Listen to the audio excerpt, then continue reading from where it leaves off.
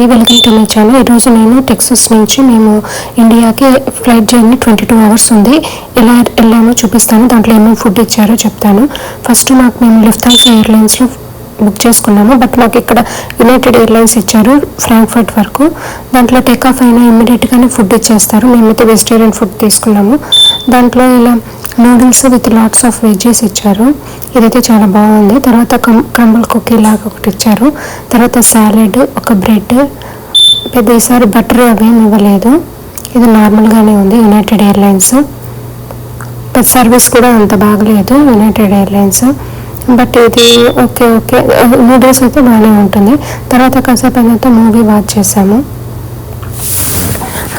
మనము బాబు నిద్రపోతున్నాడని చెప్పి మళ్ళీ తీసుకొని వచ్చారు 1 మీల్. ఇమ్మీడియట్గా ఏదో ఒకటి ఇస్తూనే ఉంటారు. తర్వాత మనకు కావాల్సిన జ్యూసెస్ కూడా ఇచ్చారు. తర్వాత కాసేపు ఒక 1 అవర్ కల్లా మళ్ళీ స్నాక్స్ తెచ్చిచ్చారు. ఈ స్నాక్స్ అయితే బాగానే ఉన్నాయి. ఒక 3 అవర్స్కి ఫుడ్ ఇస్తారు. మాకు టెక్సాస్ నుంచి ఫ్రాంక్ఫర్ట్కి 9 అవర్స్ ఉంది. దీంట్లో మాకు 2 మీల్స్ ఇచ్చారు. తర్వాత ఒక స్నాక్గా ఇచ్చారు. తర్వాత ఇంకా ఫ్రాంక్ఫర్ట్ రీచ్ అయిపోయింది. ఫ్రాంక్ఫర్ట్ చాలా బాగుంటుంది. అక్కడ మాకు లేఓవర్ 1 అవరే ఉంది, 1.5 అవర్ ఉంది. ఈ ఫ్లైట్ డిలే అయింది కానీ ఇమీడియట్గా క్యాచ్ చేసాము. తర్వాత టేక్ ఆఫ్ అవుతుంది. తర్వాత మేము ఫ్రాంక్ఫర్ట్ బాంబేకి అనమాట. అది లుఫ్తాన్సానే ఇచ్చారు. ఆ ఎయిర్లైన్స్ సర్వీస్ బాగానే ఉంది.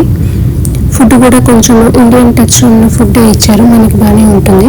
ఎందుకంటే ఫ్రాంక్ఫర్ట్ నుంచి ఆల్మోస్ట్ అందరూ ఇండియాకే వస్తారు కాబట్టి వాళ్ళు ఇండియన్ ఫుడ్ ఇవ్వడానికి ప్రిఫర్ చేస్తారు. ఈ ఫ్రాంక్ఫర్ట్ చూడటానికి చాలా బాగుంటుంది ఇది.